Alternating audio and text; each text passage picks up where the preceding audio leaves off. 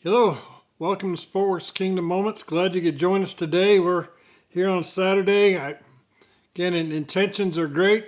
Busyness and things kind of creep in, a little bit of headaches and some other things, but God's been busy doing good things. We're just glad to be able to join back. So we have made it to Galatians 2, looking at verses 1 to 10 today, and want to make sure that we kind of jump in and see what God's Word has to say to us.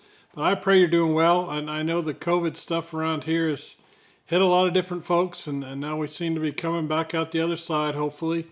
I know Thanksgiving, hopefully you were able to get with some family and some friends. I know it was being discouraged, but I pray you were able to be with folks and to have a good time with family and all that goes on with that. But as we jump into this passage right here, we are looking at kind of the idea that while one needs to have an approach and be intentional in athletics, there's a whole lot that goes into that, and you're drilled and drilled. But when it comes closer to the end, you can kind of overthink yourself. You can over-scheme yourself and cause a whole lot of the waters just to be muddied and kids to be confused at the end. Let's say kids, young men or young women who are playing at a very high level in the sport they play, suddenly we can just, you'll see it in a game. It's like coach just got over cute with that right there. They were moving, doing basic things, and then we thought, man, we'll try to splash and mix something up, and next thing you know, we lost 10 yards, or we turned the ball over, or something else happened. And you're like, man, if I just stayed the course. Well, guess what? Paul is a stay the course guy. He understands the message of the gospel. He understands that it's Christ alone that saves us. He understands nothing else should be added to it or taken away from it. It should be what it should be. And there are a lot of folks who come around behind him and are constantly following him, trying to muddy waters. The fact was, God gave him the scriptures. He went and was, prepared, came out of that time, gets linked up with Barnabas. He's approved by Peter, James, and John. They send those two out, and God's doing amazing things as they go out. But there are these Judaizers, these folks right behind him. And that's what happened to the Galatians that are just saying, well, no, wait a minute. It's that, but you have to add circumcision. It's that, but you have to do this. It's that, and they just keep wanting to add things to it. So Paul has been here trying to correct things here to the church of Galatia, and so that's where we are here. We're here, sorry, kind of a short pause right there. I had a dog that was chewing the cord to the light and didn't want to have a Christmas vacation moment with my dog, so hopefully this video will grab it without much break. But we are chapter 2 of Galatians, starting in verse 1. Then after 14 years, I went up again to Jerusalem with Barnabas, taking Titus along with me.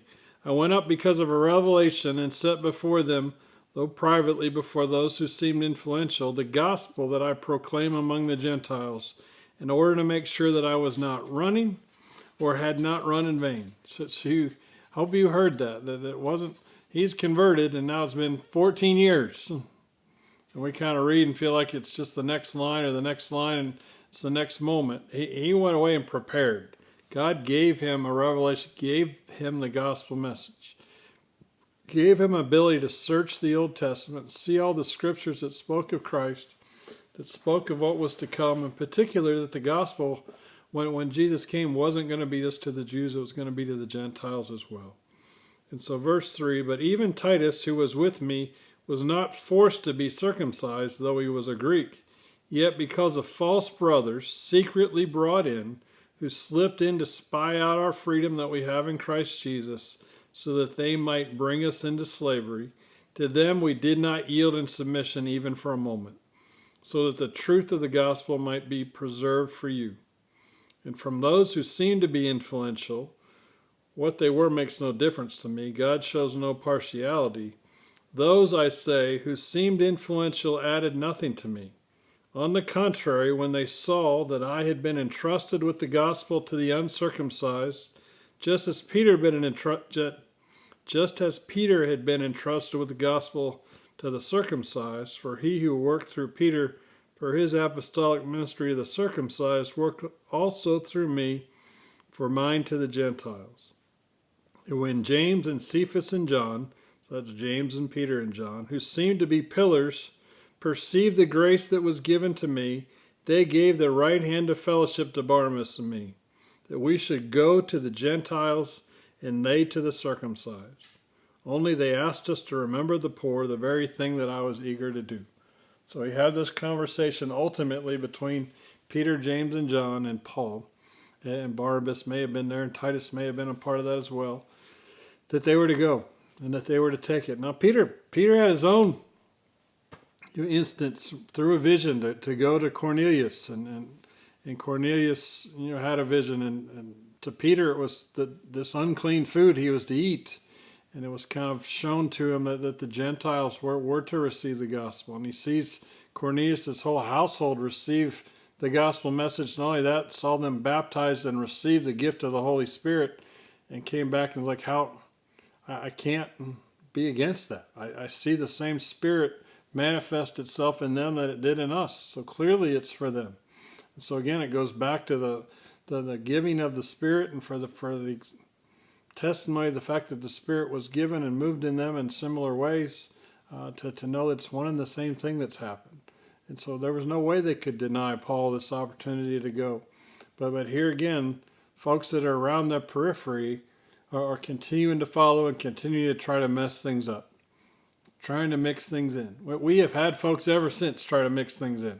There are folks that want to add a certain type of baptism, or want to say that you, until you show this or that you're not really there. And we just know that you have to do this, and you have to do it in our church, and you have to worship on this day, or you have to worship on that day.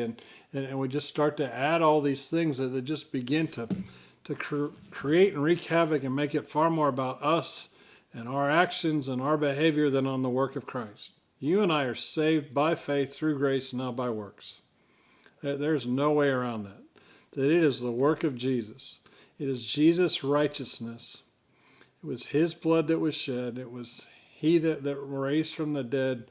It was he that gives us the gift of the Spirit. It's all his work. It is all about him. And whenever we start to make it about ourselves, which we're very prone to do, we just have this habit that we make the standard us, or at least people like us. More than likely what happens is you've surrounded yourself with enough people that you feel like you are as good as, or maybe even a little bit higher than. You've created this arbitrary bar, and you stay right above it, and people around you are right near it, so that you feel pretty good about yourself. Versus knowing the bar was out of reach, and it's Christ alone who saved me and reached me and put me there because of what he had done on the cross, because of his blood shed, because of his righteousness. He credits me with that. I could never get there. And because I know I could never get there, and I'm saved by grace, and how I view other people is in the same way. I'm not comparing myself to them, because I know none of us could get there. We're all down here, and Jesus' bar is here, and it's only he that puts me there. It's only he that puts you there. And until we get that, we're going to continue this ridiculous game of comparing and judging, because that's the next thing that happens. As soon as I have this bar and I'm kind of giving then I start to judge others through a similar light and through a similar filter and lens. And then I'm giving value to my things and things that I do rather than to the work of Jesus. Then I'm holding them to a standard that has nothing to do with anything they could have ever kept. Only Jesus could keep it. Like, we don't want grace given to us, and then we turn around, we want justice given out to everybody else. And if I really understand grace, and I really understand the love and sacrifice Jesus made, if I really understand the gospel that Paul's talking about, then I view people so much different. And I just can't overthink that. I can't cloud that up with a whole bunch of hogwash. That it is what it is. And Paul stays there. He just absolutely, his approach is the same to everybody he comes in contact with. They need Jesus, and they need Jesus alone. Man, I pray that would be our heart. I pray that we get that. I pray that we just go back to see what Jesus did. I don't need to complicate it and mix and make it something more than it is. I need to obey. John tells me I need to abide, which is obedience. I need to love the way that he loved. Well, as long as I continue to see this grace thing right, and it's not about my works, then I can love people and show grace. And then his Spirit needs to produce fruit in me and in you.